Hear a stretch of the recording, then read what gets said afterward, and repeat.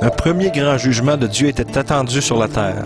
L'Éternel donna des directives à Noé pour la construction d'une arche, afin qu'il soit lui-même sauvé, ainsi que sa famille, et des animaux variés selon leur genre.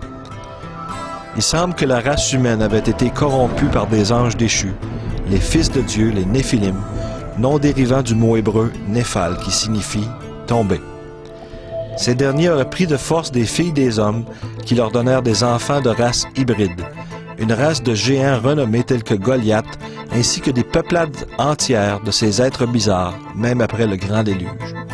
Et il arriva, quand les hommes commencèrent à se multiplier sur la face de la terre, et que des filles leur furent nées, que les fils de Dieu virent les filles des hommes, qu'elles étaient belles, et ils se prirent des femmes d'entre toutes celles qu'ils choisirent. Genèse 6, versets 1 et 2.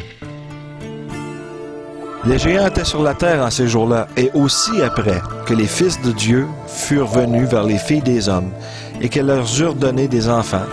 Ceux-ci furent des vaillants hommes de jadis, des hommes de renom. Et l'Éternel vit que la méchanceté de l'homme était grande sur la terre, et que toute l'imagination des pensées de son cœur n'était que méchanceté en tout temps.